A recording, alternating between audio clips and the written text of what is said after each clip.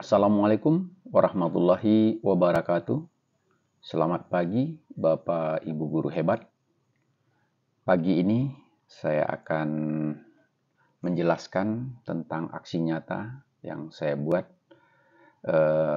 mengenai topiknya kurikulum merdeka pada pelatihan mandiri platform Merdeka Mengajar yang saya ikuti. Baik, Bapak dan Ibu, kali ini saya akan membahas 3 poin. Yang pertama, apa itu kurikulum? Yang kedua, mengapa kurikulum perlu berubah?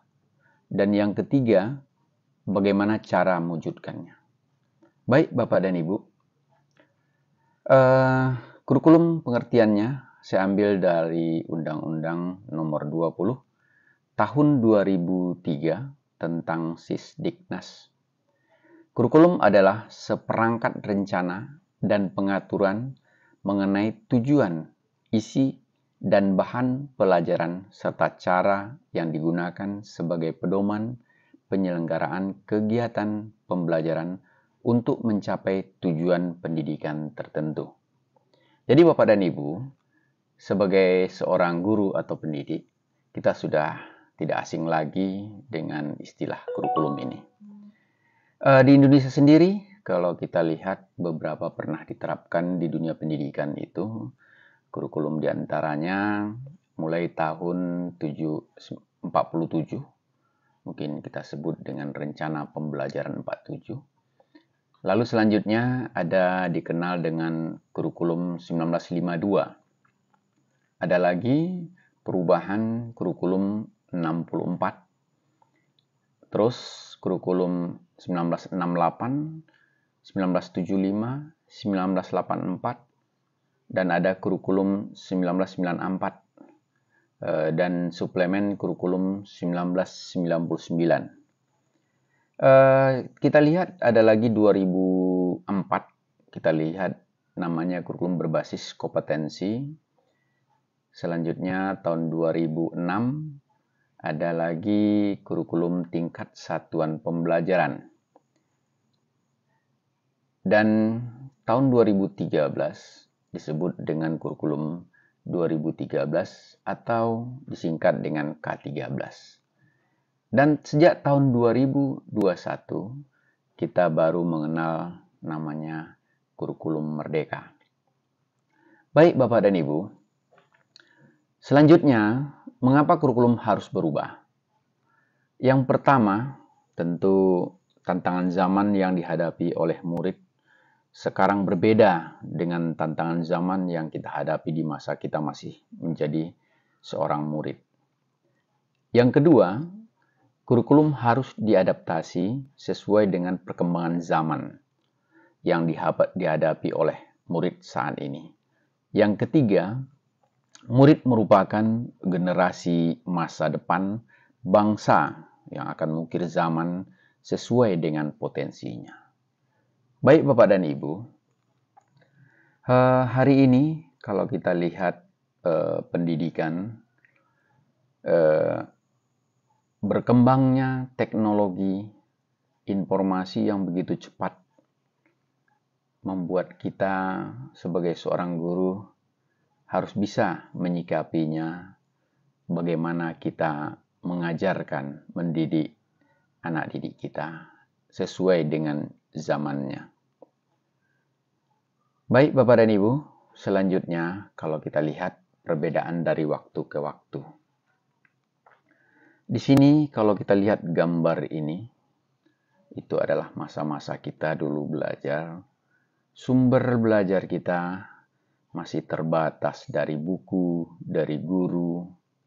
Tetapi saat ini Bapak dan Ibu, dengan kemajuan teknologi, Kemendikbud juga sudah menjelaskan bahwa sumber belajar itu bukan hanya dari buku, dari guru, dari laboratorium, tetapi bisa dari lingkungan sekitar sekolah, pasar, taman budaya, sanggar seni, tempat ibadah, dan lainnya yang bisa dimanfaatkan sebagai sumber belajar, termasuk sumber daya manusia, misalnya tokoh agama, penggiat seni, dokter, bidan, pemadam kebakaran, dan lain sebagainya. Jadi, hari ini sumber belajar itu ada di mana dan kapan saja bisa kita peroleh. Selanjutnya, alasan mengapa kurikulum harus berubah. Pertama, agar relevan dengan perkembangan zaman. Kita lihat perkembangan teknologi informasi yang begitu cepat, tentu harus kita sikapi. Yang kedua, agar memenuhi kebutuhan belajar siswa. Bapak dan Ibu, setiap peserta didik itu memiliki potensi yang berbeda.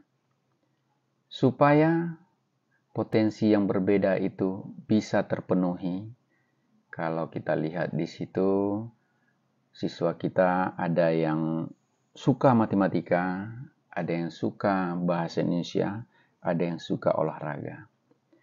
Tetapi kalau kita melihat di situ, apakah mereka itu memenuhi kompetensi yang kita inginkan? Tentu jawabannya adalah setiap peserta didik itu unik. Jadi mereka punya potensi yang berbeda. Jadi tugas kita sebagai guru tentu harus mengembangkan potensi yang mereka miliki.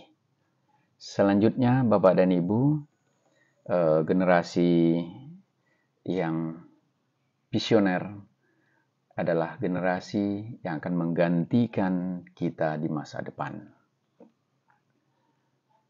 Bapak dan Ibu, kurikulum opsional satuan pendidikan harus bersifat dinamis.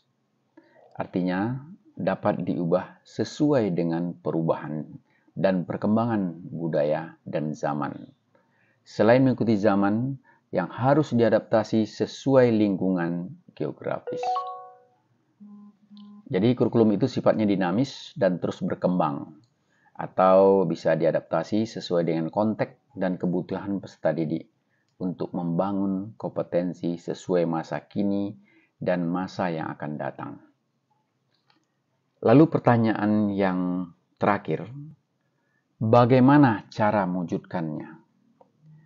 Bapak dan Ibu, di sini diharapkan peran serta seluruh komponen, yaitu masyarakat, yaitu orang tua, masyarakat, sekolah, harus menempatkan kebutuhan, pendapat, pengalaman, hasil belajar, serta kepentingan peserta didik sebagai pengembangan kurikulum, karena kurikulum dirancang untuk kebutuhan peserta didik.